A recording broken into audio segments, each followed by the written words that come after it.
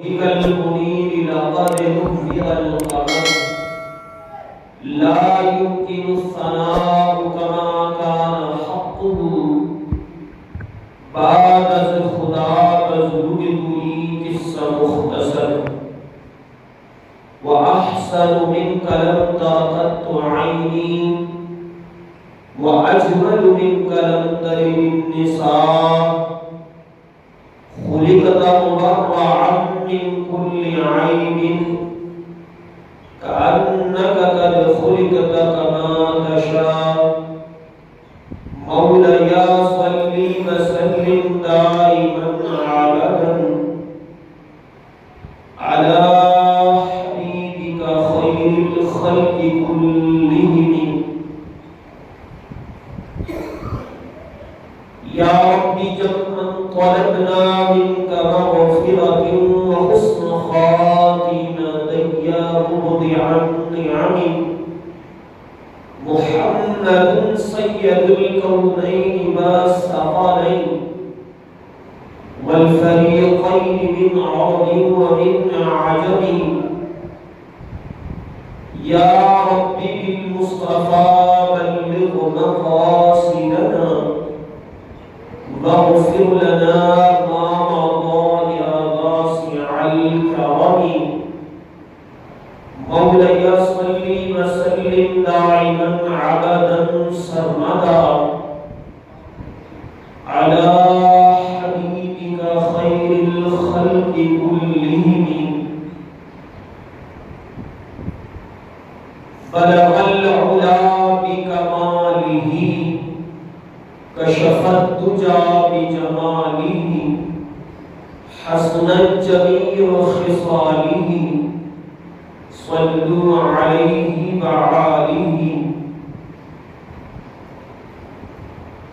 حمد و صلاة کے بعد معزز محترم محتشم قابل احترام بزرگوں اور معزز سامعین کرام السلام علیکم ورحمۃ اللہ وبرکاتہ۔ اجناسی صغیر میں اللہ جل جلالہ کے کلام لائق مقدس مطہر سے ایک آیت بینہ کی تخصیص کرنے کا شرف حاصل کیا، جسے سورہ اسراء بھی کہا جاتا ہے اور مشہور سورہ بنی اسرائیل کہا جاتا ہے، اور جو آیت بینہ تلاوت کی گئی وہ اس سورۃ بینہ کی سب سے پہلی آیت ہے۔ اللہ کریم سے دعا ہے خالق کائنات مالک لم یزل خالق انس و جاں مالک کون و مکان خلاق دو جہاں خالق انس و جاں وجناتی فقیر کو کلمہ حق بیان کرنے اور ہم تمام احباب ذمہ کو کلمہ حق کو سن کر اسے قبول کرنے اور اس پر عمل پیرا ہونے کی توفیق و رفیق عطا فرمائے۔ سامعین محترم، جیسے کہ آپ احباب کے علم میں ہے کہ یہ ماہ رجب المرجب ہے اور اس کی بے تحاشا فضیلتیں ہیں، تو ایک کچھ فضیلتیں اس مہینے کے حوالے سے اور روزوں کے حوالے سے آپ احباب کے گوشتگار کیا جائے۔ حضرت سیدنا صدیق اکبر رضی اللہ تعالیٰ عنہ سے روایت ہے کہ حضور علیہ الصلوۃ والتسلیم نے فرمایا کہ رجب کی پہلی جمعرات کا تیسرا حصہ جو گزر جاتا ہے تو اللہ تبارک و تعالیٰ کے فرشتے زمین و آسمان کے اللہ کے حضور حاضر ہو جاتے ہیں، یہاں تک کہ جو کعبۃ اللہ کے ارد گرد فرشتے ہوتے ہیں وہ بھی اللہ کے حضور حاضر ہو جاتے ہیں، اور اللہ رب العزت ان کی طرف نظر رحمت فرماتا ہے، اور اللہ تعالیٰ ان سے مخاطب ہو کر اللہ رب العزت ان سے ارشاد فرماتا ہے کہ میرے فرشتوں مانگو کیا مانگتے ہو عطا کیا جائے گا، مانگو کیا مانگتے ہو عطا کیا جائے گا۔ تو فرشتے عرض کرتے ہیں مالک ہم اس سے درخواست گزار ہیں کہ ہماری حاجت یہ ہے کہ تو اس شخص کو معاف کرنا دے جو اس مہینے کے اندر روزہ رکھتے ہیں۔ تو اللہ رب العزت نے فرشتوں سے کہا کہ میرے فرشتوں گواہ بن جاؤ، مجھے اپنے عزت و جلال کی قسم میں نے تمہیں گواہ بنا لیا کہ میں نے تمہیں معاف کر دیا۔ تو یہ پتا چلا کہ ماہ رجب کے اندر روزہ رکھنا اللہ تبارک و تعالی کی قربت اور خوشنودی حاصل کرنے کا سبب ہے۔ ماہ رجب کے اندر روزے کا اہتمام کرنا گویا اللہ تبارک و تعالی سے اپنے گناہوں کی معافی کروانا ہے، اللہ کو خوش کرنا ہے۔ کیوں؟ وہ اس لیے کہ اللہ کے نبی نے فرمایا کہ رجب شہر اللہ، رجب اللہ کا مہینہ ہے۔ اب اندازہ لگائیے جب رجب اللہ تعالیٰ کا مہینہ ہے اور کوئی بندہ اس مہینے کی عزت کرتا ہے، اس مہینے کی قدر کرتا ہے، اس مہینے گناہوں سے بچا لیتا ہے۔ لیکن عزت کا مطلب یہ ہوتا ہے، اہتمام کا مطلب یہ ہوتا ہے، احترام کا مطلب یہ ہوتا ہے کہ سامنے والا جس طرح چاہتا ہے آپ اس طرح بن جائیں۔ مثلا باپ بیٹا، اب بیٹا باپ کا احترام کرتا ہے، وہ احترام کا پہلو یہ ہے اس کے سامنے اس کے ساتھ کبھی نہیں بیٹھے گا، نہ ہی اس سے زبان درازی کرے گا، اور نہ ہی اپنے والد کے باتوں کو رد کرے گا، بلکہ والد جو کہے گا وہ اس پر کام کیے چلا جائے گا، اور والد جیسا کہے گا بیٹا ویسا ہی کرتا رہے گا۔ تو یہ فرمانبرداری بھی ہے اور اس کو احترام بھی کہا جاتا ہے کہ یہ اپنے والد کی بڑی عزت کرتا ہے۔ تو عزت اس لحاظ سے کرتا ہے کہ والد کی ہر بات مانتا ہے۔ تو قربان جائے کہ اب فرشتے کہہ رہے ہیں جو ماہ رجب کا احترام کرتے ہیں، مالک ہم فرشتے ہو کر اس سے درخواست کرتے ہیں کہ تو نے معاف فرما دے۔ تو اللہ وہ خالق اور مالک ہو کر، وہ خالق اور مالک ہو کر وہ فرشتوں سے کہتا ہے میرے فرشتوں تم کہاں ہو جاؤ، میں نے اپنے بندوں کو معاف کر دیا۔ یعنی اس مہینے کی عزت کرتے ہیں، اس مہینے کا احترام کرتے ہیں۔ کیوں؟ وہ اس لیے کہ اس مہینے کو اللہ تعالیٰ سے نسبت حاصل ہو گئی ہے۔ اب لہذا ہم نے رب تعالیٰ کو ناراض نہیں کرنا ہے، کوئی ایسا کام اس مہینے نہیں کرنا جس میں اللہ ناراض ہو جائے۔ ہم نے نمازوں کی پابندی کرنی ہے، تلاوت قرآن کرنا ہے، اور جناب ہو سکے تو روزوں کا بھی اہتمام کرنا ہے، اور ہر اس برائی سے بچنا ہے جس برائی سے اللہ تبارک و تعالیٰ کی ناراضگی ہوتی ہو۔ اب بڑے ہو کم سے کم ادنا سے ادنا کیوں نہ ہو، ہمیں اس سے بچنا ہے۔ اس کی بڑی مثال، اس کی بڑی مثال انسان سب سے پہلے اپنے زبان پر قابو پائے کہ اس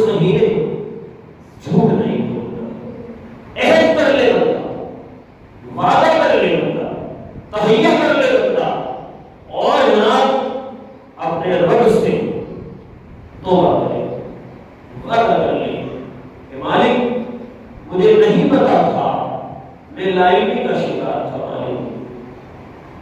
مجھے ابھی اس مہینے کی قدر و منزلت کا پتہ چلا ہے،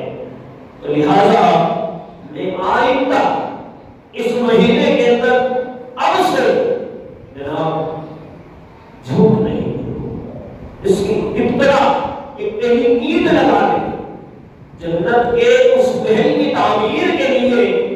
بندہ اینٹ لگا دے اپنی،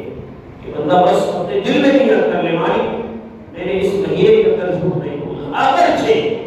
دیگر مہینے میں بھی جھوٹ اللہ کی نافرمانی ہی ہے، لیکن یہ خصوصاً حرمت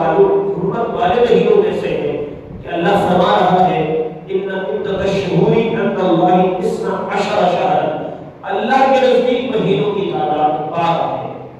ہے، اللہ کے نزدیک مہینوں کی تعداد 12 ہے، فیہا حرم 4 حرم، اس میں پھر کیا ہے 4 مہینے حرمت والے، ایک مہینہ رجب کا، ایک مہینہ رجب کا ہے، تو اب یہ رجب کا مہینہ ہے، یہ بہت بڑے ہی احترام کا مہینہ ہے۔ کیا ہم تو مسلمان ہیں، ہم تو مسلمان ہیں، اللہ کے نبی پر ایمان لے آئے، اللہ کی ذات پر ایمان لے آئے، دین اسلام سے ہماری وابستگی ہو گئی، ہمارا گھرانہ اسلامی گھرانہ ہے، ہمارے والدین مسلمان ہیں، ہمارا معاشرہ مسلمان ہوتا ہے، ساری سہولتیں ہونے کے باوجود بھی ہم اتنے بدبخت ہو گئے کہ راوی بلکہ مفسرین کرام فرماتے ہیں عرب کے اندر وہ لوگ جو بتوں کی پوجا کرتے تھے، وہ لوگ جو بتوں کی پوجا کرتے تھے اللہ کے ذات کے ساتھ شریک کرتے تھے، اللہ کے نبی کی تنقید کرتے تھے، تنقید کرتے تھے اور اللہ کے نبی کو جھٹلاتے تھے، باوجود اس کے جیسے ہی رجب کا مہینہ آتا نا وہ سارے ہوئے کام چھوڑ دیتے بھائی، اپنے گھروں میں اپنے آپ کو بند کر لیتے تھے، یہاں تک کہ روایت کے اندر آتا ہے اگر کوئی اپنے سگے باپ کا قاتل بھی ہو جانا اس کو بھی نہیں قتل کرتا۔ اس سے بڑی مثال کیا ہو سکتی ہے کہ کوئی سگے باپ کا قاتل بھی سامنے آ جاتا نا، اس سے نظریں چرا لیتا اور کہتا کہ تیری خوش قسمتی ہے کہ تو اس مہینے میں میرے سامنے آیا، لیکن جو ہی وہ مہینے گزر جاتے پھر بارش شروع ہو جاتے، لیکن اور عرب معاشرے کے اندر جو خاندانی لڑائیاں ہوتی تھی نسلوں کو قتل کر دیتے تھے،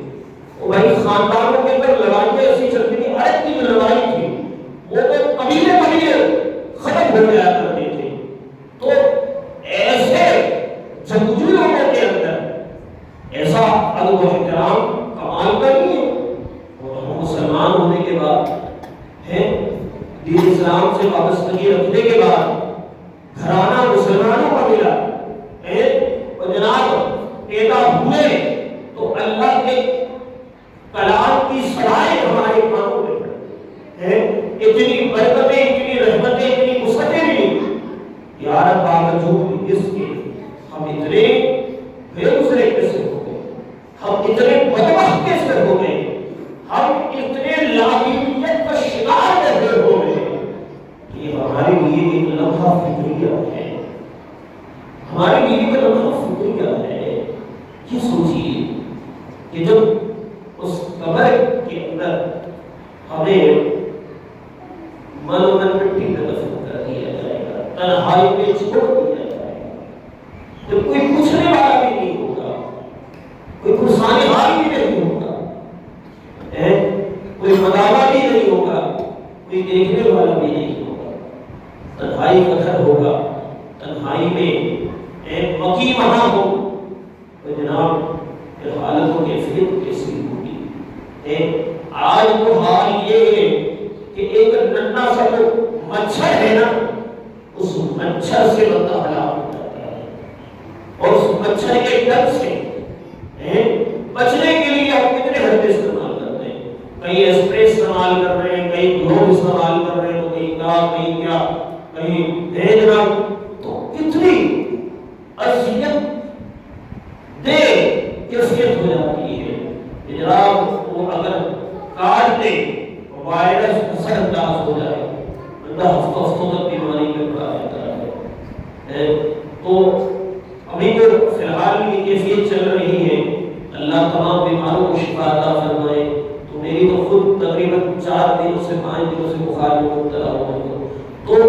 کہنے کا مطلب یہ ہے کہ ابھی ایسی کیفیت چل رہی ہے، یہ بھی اللہ پاک کی نعمت ہے کہ حضور علیہ السلام نے فرمایا اللہ پاک جسے پسند فرماتا ہے اسے پھر بخار عطا فرماتا ہے، اور پھر اس کے سبب اس کے گناہوں کو اللہ جو ہے معاف فرماتا ہے۔ ایک بہانہ ہے رحمت خدا کی، بہانہ بھی جو ہے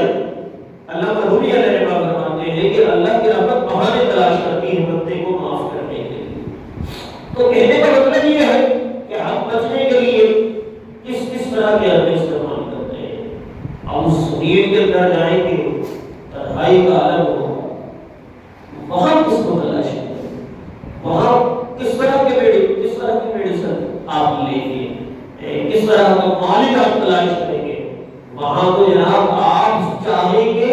زبان سے آپ چاہیں گے کلمات پڑھیں، قرآن کی تلاوت کریں، سورت پڑھیں، اللہ کا کلام پڑھیں، آپ ساری توجہ لگا دیں، باوجود اس کے آپ کی زبان نہیں چل پائے گی۔ آپ قرآن پڑھنا چاہیں گے لیکن پڑھ نہیں پائیں گے۔ آپ چاہیں گے یہ سورت بھی پڑھو، جناب آپ سوچتے ہیں نا کہ جناب کہیں سے گزر ہو، ایسا لگتا ہے جناب یہاں کوئی ایسی چیز ہم پر حملہ ہونے والا ہے، تو فوراً جناب کلام مقدسہ کی تلاوت شروع کر دیتے ہیں۔ تنہائی سے ڈرتے ہیں تو جناب آیت الکرسی پڑھنا شروع کر دیتے ہیں، گھبرا جاتے ہیں تو قرآن پاک کی تلاوت ہو جاتی ہے، لیکن اس قبر کی گھبراہٹ میں کیا ہو گیا، اس قبر کی تنہائی میں کیا ہو گیا، جب وہاں پر ہر طرح کے موذی، ہر طرح کی اذیت والی تکلیف دہ چیزیں ہوتی ہیں، اس میں کیا کریں گے؟ بس وہ کہتے ہیں نا کہ قبر میں کوئی پوچھنے والا نہیں ہوتا، شمع بھی جلے تو اجالا نہیں ہوتا، تو وہ تو تنہائی کا گھر ہے، لیکن اس تنہائی کے اندر اگر غربت حضرا کے مکی تشریف لے آئے تو کتنی خوبصورتی ہوگی، کتنا اجالا ہوگا ہے، تو پھر تو وہ دیوانہ ہوگا نا، پھر وہ دس بوسی کرنے کے لیے آگے بڑھے گا، سوچے گا حضور کے قدموں پہ گر جاؤ، کہ قبر میں سرکار آئے تو میں قدموں پہ گروں، ارے فرشتے بھی اٹھائیں تو میں ان سے یوں عرض کروں اے فرشتوں نے کیوں اٹھاتے ہو، مر کے پہنچا ہوں یہاں اس لیے خدا کے پاس یہ بس حضور سے محبت، حضور کی الفت، حضور کی چاہت، حضور سے والہانہ عقیدت مجھے یہاں پہ چلائی ہے، تو اس کے لیے بھی ضروری ہے کہ موت بھی حسین ہو، موت بھی خوبصورت ہو۔ دیکھیے نا موت تو پتہ نہیں دل میں کتنے لوگوں کو آ جاتی ہے، لیکن کچھ لوگ بدبخت ایسے ہیں جنہیں حضور کی پہچان بھی نصیب نہیں ہوتی۔ حضور کی پہچان کیا نصیب ہونا، جنہوں نے زندگی کے اندر آرزو رکھی ہو نا، دل میں سوچا ہو، آرزویں پیدا کی ہو اپنے اندر، ایک جوش اور جذبہ، ایک لگن پیدا کیا ہو، پھر جب وہ قبر میں جائیں گے نا تو پھر حضور کی پہچان بھی نصیب ہو جائے گی۔ فرشتے خود ہی موقع دیں گے،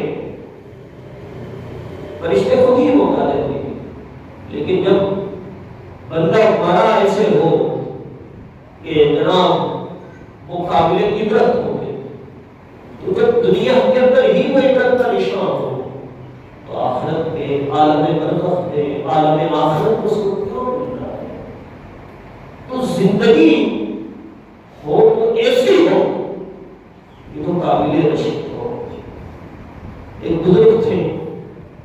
وہ اکثر نا سارا بتا ہو جاتا تھے اور بڑے فکر مند ہوا کرتے تھے۔ اللہ والوں کی عادت ہوتی ہے، اور جب بھی میں دیکھتے نا تو پسینے سے شرابور ہو جائے، کے صحبت یافتہ میں سے کسی نے پوچھا کہ حضرت آپ اتنی پریشانی کے عالم میں کیوں ہوتے ہیں؟ کہا اعمال کچھ نہیں ہے، لیکن موت کی ایک موت کا جو ڈر ہے نا، وہ خود خوف ہے، وہ کھائے گا نہیں۔ پتہ نہیں کس وقت آ جائے، زندگی کا ایک طویل عرصہ گزر چکا ہے، اب پتہ نہیں مہلت مزید کتنی ملنی ہے۔ پھر بندہ سوچتا ہے نا جو بڑھاپا آ جائے نا، پھر وہ بندہ خود ہی تھک ہار جاتا ہے، پھر اسے نا کسی چیز کی خواہش نہیں ہوتی، بنگلہ مل جائے جناب، لذیذ کھانے مل جائے جناب، وہ ہو جائے، یہ ہو جائے، وہ ہو جائے، کچھ نہیں، وہ خود ہی بیدار ہو جاتا ہے،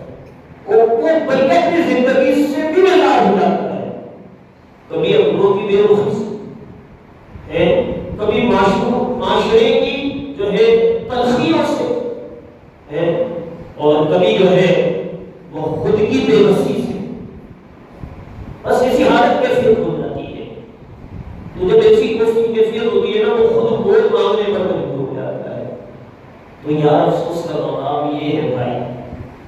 کہ اللہ کے نبی نے فرمایا الطائب شارب حبیب اللہ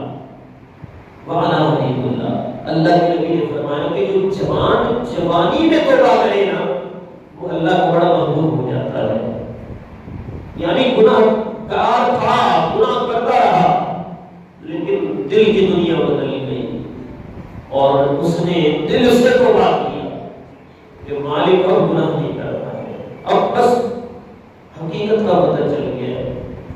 دنیا کی رنگینیوں کا پتہ چل گیا ہے، دنیا کے یہ مکر و فریب کا پتہ چل گیا ہے۔ یار آپ دنیا میں ہی پریکٹیکل کر لیں، آپ دیکھیں کہ آپ دنیا والوں سے جو ستائے ہوئے ہوتے ہیں نا، اپنوں کے ستائے ہوئے بھی ہوتے ہیں، گھر والوں کے بھی ستائے ہوئے ہوتے ہیں، تو آپ کو جو ہے نا اللہ جن کے سلامت ہیں، اللہ انہیں مزید زندگی دے، آپ ہمیشہ اپنے جنت کے قریب چلے جاتے ہیں، یعنی اپنی والدہ کے قریب۔ اگر والد زندہ ہو، ویسے بھی جو ہے جو لڑکیاں ہوتی ہیں نا، وہ والدہ کے والد کے زیادہ قریب ہوتی ہیں،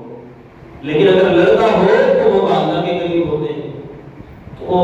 یہ اکثر ایسا ہی ہوتا ہے کہ وہ جناب اپنی والدہ کے قریب ہو جاتے ہیں جا کر، اور یوں سمجھ لیجیے بس وہیں کچھ دیر سکون کا سانس اور کچھ وقت گزارنے کی کوشش کر رہے ہوتے ہیں۔ اس کا مقصد کیا ہوتا ہے؟ اس کا مقصد یہ ہے کہ اس نے پوری دنیا کو چھان لیا اور پوری دنیا کے اندر بے لوث اور اس قدر قیمتی اور اس قدر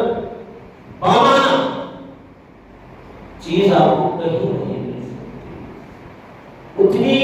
لطیف اور اس قدر خوبصورت اور اتنی شہد سے زیادہ مٹھاس اور دل کی پاکیزگی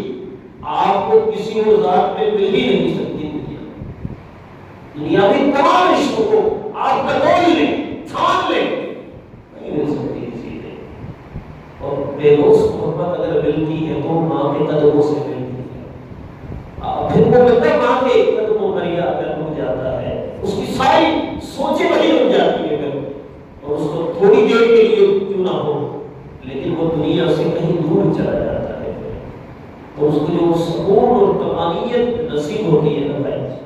وہ اس کو خریدا بھی نہیں جا سکتا۔ اور لیکن خوش قسمت جن کے پاس اپنے موجود ہیں،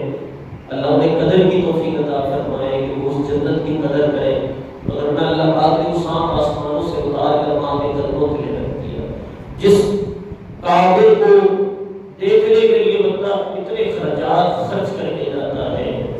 اور جناب یہاں اللہ کے نبی نے فرمایا تو اپنے ماں کو تقا کر تجھے حج عمرے کا ثواب ہے، ہر نظر پر ثواب ہے، کعبے کے ہر نظر پر جناب درجات بلند ہوتے ہیں، گناہ جڑتے ہیں، اور اللہ نے یہاں بھی یہ رتبہ مقام عطا کیا۔ تو جن کے ہیں اللہ قدر کی توفیق دیتے۔ تو کہنے کا مطلب یہ ہے کہ ہمیں اللہ قدر کا سلیقہ بھی عطا کر دے۔ ہوتا یہی ہے کہ جب نعمت ہونا تو اس کی قدر بالکل بھی نہیں کرتے۔ اس طرح بزرگوں نے فرمایا کہ قدر نعمت بعد سوال نعمت، کہ کہ بس ایک فطرت بن گئی ہے کہ نعمت کی قدر چھپ جانے کے بعد ہوتی ہے۔ اللہ ہمیں نعمت کے حامل ہوتے ہوئے، نعمت ہمارے پاس ہوتے ہوئے اللہ ہمیں قدر کی توفیق عطا فرمائے۔ وجہ یہ ہے کہ جب اس نعمت کی آپ قدر کرتے رہیں گے نا، اللہ پاک درجات بلند فرماتا رہے گا۔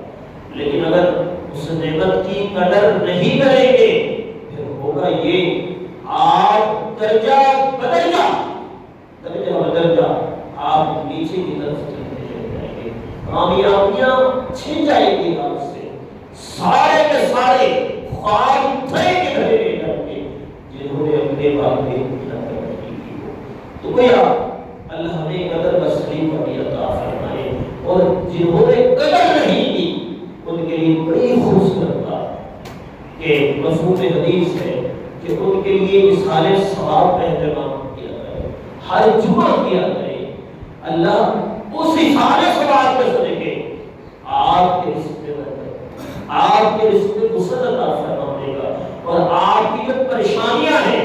جو آپ کے گھر کے اندر رنجشیں ہیں، اللہ اس کی برکت سے دور کروا دے گا۔ تو یہ کس طرح خوبصورت ترین سورہ ہے، آج ہم اس کو سمجھ پاتے، آج ہم اس کو سمجھ سکتے، لیکن آج تو حال یہ ہوتا ہے کہ ہم نے سب چیزوں کو رسموں کے نظر کر دیا ہے۔ آج کون ہے، ہم تمام میں سے میں بھی شامل ہوں، کون ہے جو اپنے والدین کے قبروں پر ہر جمعے چلے جاتے ہیں؟ کوئی نہیں جاتا، وہ بیچارے منتظر ہوتے ہیں۔ اور یاد رکھیے جب کوئی بھی ایک مفہوم حدیث ہے کہ جو میت ہے نا وہ اپنے اہل و عیال کے منتظر رہتے ہیں، انتظار میں رہتے ہیں کہ وہ کب آئیں گے، اور جب وہ کچھ تحفے لے کر جاتے ہیں نا، بھائی دنیا والوں سے ملنے کے لیے تو پیسے خرچ ہوتے ہیں نا، ان سے ملنے کے لیے پیسے خرچ نہیں ہوتے۔ دونوں کے گجرے لے جاؤ، آپ جو ہے کچھ تلاوت کلام مقدسہ کے تحفے ساتھ لے جاؤ، یہ جب آپ لے کر جا کر اس کو دیتے ہو صاحب میت کو، یقین مانو اس کی خوشیاں پورے کے قبرستان میں بکھر جاتی ہے۔ اور حال یہ ہوتا ہے، مفہوم حدیث ہے کہ وہ بانٹنا شروع کر دیتا ہے دوسرے قبرستان۔ یہ مسلمان کے قبرستان کی حالت ہوتا ہے کہ وہ ایک دوسرے کو تقسیم کرنا شروع کر دیتے کہ وہ خود کا غنی ہو جاتا ہے، وہ بادشاہ ہو جاتا ہے، اپنے آپ کو سمجھتا ہے آج میرے پاس بہت کچھ ہے، آج وہ خوشی کی انتہا ہوتی ہے اس کی، آج میرے رشتہ دار، میرے قرابتدار، میرے بیٹے، میری اولاد مجھ سے مل جائے اور لائیے اس تحفے ساتھ لائے، تو پھر وہ خوشی کے حالت میں اس کو آپس میں بانٹنا شروع کر دیتے ہیں۔ لیکن افسوس کے ساتھ ان کی حسرتیں لے جاتی ہیں، ابھی تو سال میں صرف ایک موقع ملتا ہے، وہ بھی رسمت حالت کیفیت ایسی ہوتی ہے کہ جب ہم اس شب کو جاتے ہیں، شب بیداری والی رات، کیونکہ وہاں تک تو پھر حالت ایسی ہوتی ہے کہ جب میں غفیر ہے، اب تشکیل کا حصہ آپ نے بھی ڈال دیا اس میں، تاکہ کوئی آپ کو یہ نہ کہے جناب آج اتنی بڑی رات ہلکی کو رستان جا رہا ہے تو نہیں گئے، تو وہ فارمیلٹی پوری کرنے کے لیے چلا جاتا ہے۔ دوستوں آپ کی مدد وجہ سے فارمیلٹیز کی ضرورت نہیں ہے، تو یار اتنا نہیں کر سکتے ہو، تم سب اتنا تو کر سکتے ہو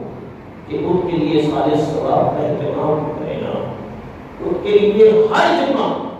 کچھ نہ کچھ تحفے تحائف کا اہتمام کرے۔ یار آپ سوچتے ہو ذہنوں کے اندر، بلکہ تو آپ کو حال یہ اقرار نہیں کر دیتے کہ بھائی تم نے ہمارے لیے کیا کیا، تم نے ہمیں کیا دیا، تم نے ہمارے لیے کیا چھوڑا۔ 300 سوالات بہت سننے کو ملتے ہیں، لیکن کبھی وہ سوال کرنے والا سائل خود سے پوچھے، آج تیری جو جوانی کو قربان چڑھا کے گیا ہے اس نے کتنی انویسٹنگ کی ہوگی، اس نے کتنا مال خرچ کیا ہوگا۔ یار آج ایک اگر بندہ جانور پالتا ہے نا تو بھائی دن بھر جو ہے کم سے کم نہ بھی ہو تو 100-200 روپے تو اس کی غذا کے اندر چارہ کے بدلے خرچہ آ جاتا ہے.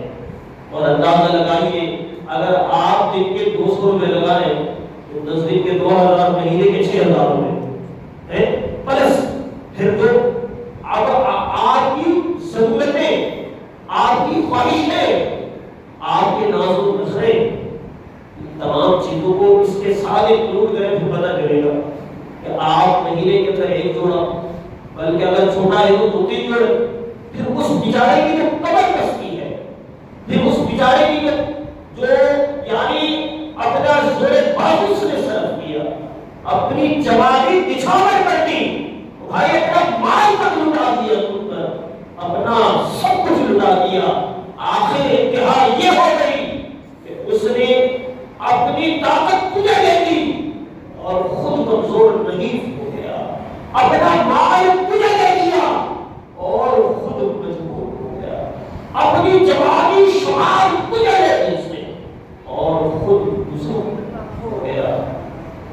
اور تو پھر پوچھتا ہے کہ تجھے کیا کرنا، پھر سوال کرتا ہے تجھے کیا لگایا، پھر سوال کرتا ہے تیرے لیے اس نے کیا بنایا. تو خود سوچ کہ تجھے بنایا اس نے، تیرے ناز و نخروں کو پروان چڑھایا اس نے، تیرے زور بازو پر اپنا سب کچھ بچھاور کر دیا اس نے. یہ بات یاد رکھیے گا.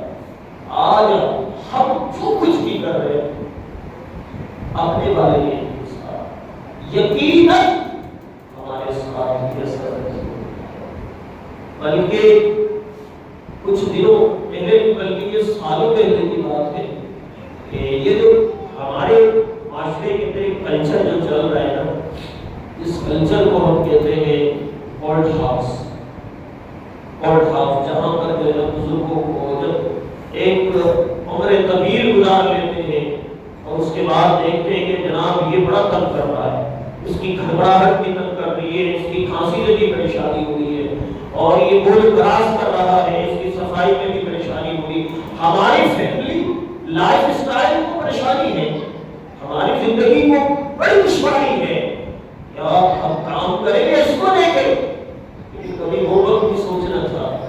جب اس بیچارے نے اپنا سب کچھ تجھ پر لگا دیا، بلکہ اس کو آفس جانا تھا لیکن دیکھا بیٹا بیمار ہے اور رات بھر اس نے جناب جاگ کر گزار دیا. ہر پل پل کی خبر لے رہا تھا کہ کہیں تیرا بخار اترا ہے کہ نہیں، یہ اثر نہیں کر رہے، مزید کسی کو دوائی کی ضرورت پڑ سکتی ہے. نہیں جناب دل مطمئن نہیں ہے، کسی اچھے سرجن کے پاس جانا چاہیے. نہیں جناب ایسے لگے تو لگنے لے، ادھار لے لیتا ہے بندہ، لیکن آخرکار اچھے سے اچھے مالش کرتا ہے. اور وہی حال آج جب ریسائیکل ہو کر زندگی پھر لوٹ آئی، آج پھر بچہ ناز و نخرے دکھا رہا ہے اور پرانی کیفیتوں کو بھول چکا ہے. وجہ کیا ہے؟ وجہ یہ ہے کہ ہم نے اپنی کیفیتیں گنوانی چھوڑ دی ہیں. پہلے جو ہے اپنے بچوں کو اپنے بزرگوں کے پاس بیٹھ کر، دادا دادی نانا نانی کے پاس بیٹھ کر باتیں سیکھنے کو ملی تھی، سننے کو ملی تھی کہ بیٹا محنت اس طریقے سے ہوتی ہے، اس سے کہانیوں سے انہیں بہت کچھ سیکھنے کو مل جاتا تھا. وہ سب چیزیں سیکھتے رہتے تھے اور پھر انہیں احساس بھی ہوتا تھا. احساس کا جو مادہ ہے نا وہ گرو کرتا تھا، اس میں مزید امپروومنٹ آنی تھی. لیکن آج حال بدل گیا. آج سارا کا سارا محنت، سارا کا ساری کی ساری توجہ آج ہماری کھیل کود، موبائل، انٹرنیٹ کی دنیا، ٹی وی شو اور اس کے علاوہ سوشل میڈیا، یہ انہوں نے جگہ لے لی ہوتی. تو اس کے بعد پھر کیا ہوتا ہے، بے حسی کا مظاہرہ ہوتا ہے. اور آپ بیمار ہیں تو آپ انہیں لوگ کھڑا کھڑا ہے تو کوئی لے کرنا کوئی بھی ہٹانے دو، ادھر صحیح کر نہیں ہوتا. آج وہی کیفیت ہم اپنے بچوں کو دی ہے کہ بچہ جب لگا ہوتا ہے نا تو پھر آپ اس کو آوازیں دیتے ہیں، آگے بستے ہیں، اس کی اثر ہوتا ہے. کیوں؟ اور منہمک ہو کر اس میں لگ چکا ہے. اس نے سوچ لیا یہی دنیا ہے، اس نے سوچ لیا بس کسی سے بد گزر سکتا ہے، کسی سے لذت مل رہی ہے، وہ اپنے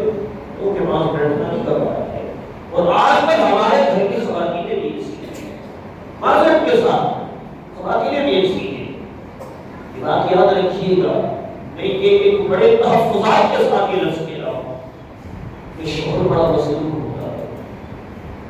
دنیاوی معاشرے کے اندر جو رشتہ سب سے زیادہ مظلوم ہے نا،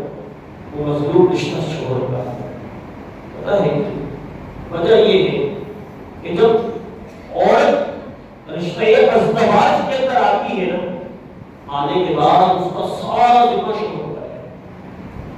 اس کے کھانے پینے سے لے کر پھر اولاد کے معاملات، پھر ماں باپ کے معاملات، پھر سارے رشتے سننے والے ہیں، سارے رشتے سننے والے ہیں۔ لیکن اگر ہم سفر کوئی نیک مل جائے نا کہ اللہ کے نبی نے فرمایا وہ جنت ہے، وہ جنت ہے۔ پتہ ہے کیوں؟ ہم سفر ایسا ہونا چاہیے جو اس کے شانہ بشانہ چلے، اس کی کمزوری کو محسوس کرے، اس کے ہر پریشانی کو اپنی پریشانی سمجھے، اس کے ہر دکھ درد کو اپنا دکھ درد سمجھے، محسوس کرنے کی اس کی صلاحیت اتنی ہو، پھر وہ سوچے کہ یہ اب میرے بچوں کے لیے اس کا اہتمام بھی کر رہا ہے، دن بھر کام پہ ہوتا ہے، دن بھر لوگوں کے درمیان ہوتا ہے، یہاں تو میں صرف بچوں کی باتیں سنتی ہوں، وہاں تو دوسروں کی باتیں سنتی پڑتی ہے۔ وہ معاشرے کا سامنا بھی کر رہا ہے، وہ معاشرے کی تمام تر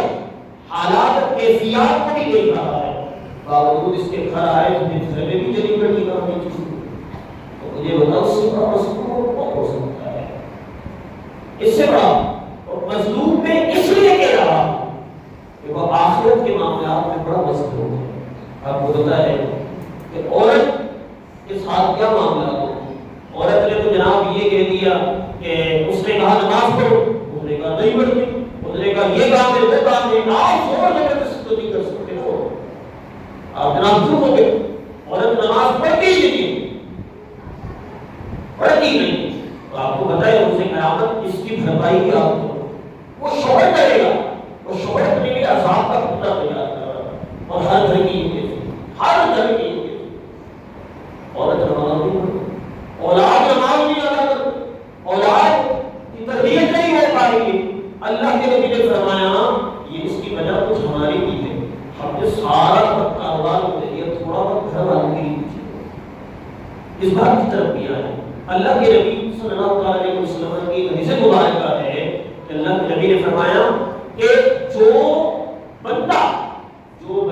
اپنے اولاد اپنے عیال کی تربیت پر ایک لمحہ لگاتا ہے، یار ایک لمحے کی کیفیت کا ایک سیکنڈ ایک منٹ، وہ 100 نوافل کی ادائیگی سے بہتر ہے،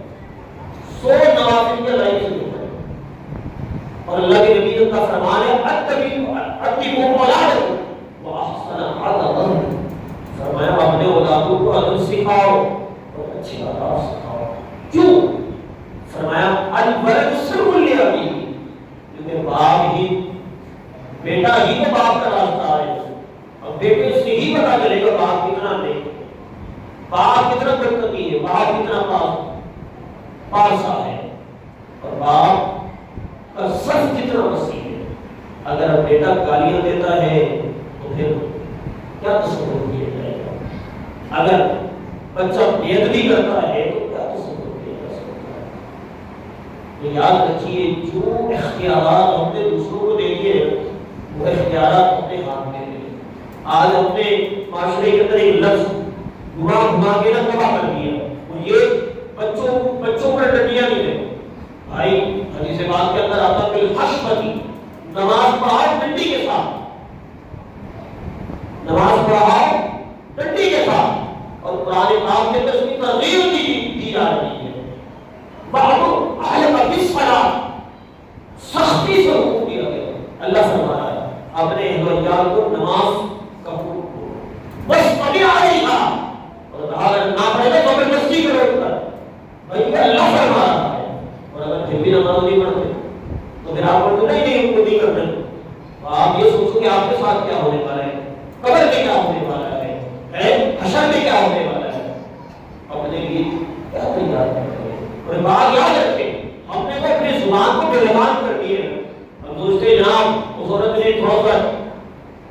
سا ٹال مٹول کے اندر کچھ ایسا کیا تو جناب پھٹ اس کو مار دیا، طلاق ختم ہو گئی زندگی، جناب آزادی مل گئی۔ نہیں، اللہ کی ناراضگی کو آپ نے جگہ دی، کبھی آپ نے سنا اختیارات دیا گیا ہے، سنت طریقہ بھی ہے، ثواب کا عمل بھی ہے، طلاق مفہوم حدیث کے لحاظ سے بتاؤں میں آپ کو کہ اگر عورت نماز نہ پڑھے نا، اس کو پہلے ڈانٹو ٹپکو، اس کو پھر فورس کرو، زبردستی کرو، تب بھی کرو، پھر بھی نہ پڑھے نا، پھر طلاق دو اسے، وہ بھی ایک ساتھ نہیں مانو، ایک طلاق دینا سکو، ایک طلاق دو تاکہ وہ اسے سمجھ آ جائے زندگی اتنی آسان نہیں کہ وہ سمجھ لے۔ اب تمہارے والد کی ذمہ داری ہے، میری ذمہ داری ہے، تو بھائی جب میری گاڑی ہوگی تو میں اپنی گاڑی کو اپنے حساب سے چلاؤں گا۔ اب وہ میری زندگی کے ساتھ جڑ رہی ہے، اب میری ذمہ داری ہے، اگر نہیں پڑے گی تو سوال میرے سے ہوگا، اس کے پاس سے نہیں ہوگا، اس کے بھائی سے نہیں ہوگا، اس کی والد سے نہیں ہوگا، اس کے بیٹے سے نہیں ہوگا، میرے سے ہوگا۔ تیاری کس کو کرنی چاہیے بھائی؟ اہتمام کس کو کرنا چاہیے؟ انتظام کس کو کرنا چاہیے؟ تو اسٹیک ہولڈر بنے، اس کام کے لیے بنے، اپنے اولادوں کو اچھی تربیت دینے کے لیے بنے، اپنے اولادوں کو نماز کی طرف راغب کرنے کے لیے بنے، اپنے اولادوں کو اچھے اخلاق دینے کے لیے بنے، برائیوں سے بچانے کے لیے بنے۔ تو بھائی اللہ کتنی محبت کرتا ہے لوگوں سے، اس کے کیا لگا نہیں ہے، 70 ماہ سے زیادہ پیار کرتا ہے، لیکن پھر بھی غضب میں ڈالے گا، لیکن اس کے باوجود اس کا غضب ہے، اللہ ناراض بھی ہوتا ہے۔ کیوں بولو گے یار اتنی محبت کرتا ہے، ناراض کی کس لیے؟ کہ تم برا کر رہے ہو، تمہارے ساتھ کوئی برا ہو جائے، تمہیں کوئی تکلیف نہ پہنچ جائے، تو والدین کو نہیں چاہیے کہ والدین کہتے نا کہ بھائی صاحب یہ ڈنڈی آپ لے لیں، جناب آپ نے بس اس کو اتار لے لیں اور ڈنڈیاں مجھے دے دیں۔ بھائی اس لیے آپ نے اسی چیز سے تو معاشرے کو برباد کر دیا، آپ سے بچہ سمجھ لیا اور آپ توقع یہ رکھتے ہیں کئی ساتھ کے ذمہ لگا دی، اور کل کو کچھ ہو گیا پھر تو کہانی خراب ہو۔ تو ایسا خدا نہ کرے، بلکہ اپنی ذمہ داری سمجھے، اولاد آپ کی ہے، آپ کی رسپانسبلٹی، آپ کی ذمہ داری ہے، اور اس ذمہ داری کو سمجھے اور بخوبی نبھانے کی کوشش کریں۔ اگر آج آپ نے اپنے اولادوں کی حقوق کی پاسداری کی، اللہ کی ذات کی قسم کبھی بھی ایسا نہیں ہوگا کہ آپ کے حقوق کی تلفی کرے گا۔ یہ بات مسلمان ہے، بالکل سمجھ لیں، جیسی کرنی ویسی کرنی ہے، اور اس سے کوئی منکر منحرف نہیں ہو سکتا۔ آج آپ اپنے اولادوں کی تربیت کرنا صرف کریں، ان کی اچھی تربیت کریں، اس کے بعد پھر دیکھیں آنے والا وقت آپ کے ساتھ کس قدر خوبصورت اور کس قدر مزاج کا بہتر ہوتا ہے۔ بس یہی کچھ پیغامات تھے، طویل ہو گئی گفتگو، حالانکہ رجب کا تھا، آج 13 رجب حضرت علی المرتضیٰ کی ولادت باسعادت ہے، بڑی ہی، اور وہ بھی جمعے کی، حضرت علی المرتضیٰ کی ولادت باسعادت ہوئی جمعے کو 13 رجب، آج بھی جمعہ 13 رجب ہے۔ تو اللہ والوں سے بھی محبت کرنی چاہیے، ولایت والوں سے بھی محبت کرنی چاہیے، قرابت داروں سے بھی محبت کرنی چاہیے، اور خلیفہ چاروں حضرت علی المرتضیٰ کی وہ شان بھی نرالی ہے جنہیں شیر خدا کہا جاتا ہے، کہ جن کی ولادت کا سبب ہی یہی ہوا۔ مؤرخین مفسرین فرماتے ہیں کہ جن کے ہاتھوں اللہ نے ان کعبہ اللہ کے اندر جو بت تھے ان کو گرانا تھا، پیدا ہوئے اللہ کے نبی صلی اللہ علیہ وسلم جب ملاقات کیے گئے ان کی آنکھیں بھی نہیں کھلی، اللہ کے نبی نے اپنے دعا میں دہن کو لگا دیا، آنکھیں کھلی۔ ہر بچہ اپنی ماں کو دیکھتا ہے، لیکن قربان جائیے علی المرتضیٰ نے اپنے پیارے نبی کو، اور بچے ہی میں سب سے پہلے ایمان لے آئے، اور اللہ نے اتنا نوازا، طاقت و توانائی ہر علم ہر لحاظ سے نوازا۔ اللہ پاک سے دعا ہے اللہ والوں سے بھی محبت رکھے، صحابہ کرام سے بھی محبت رکھے، ان کی محبت ہی ہمیں نجات دے گی۔ اللہ پاک سے دعا ہے اللہ پاک سمجھنے عمل کی توفیق عطا فرمائے۔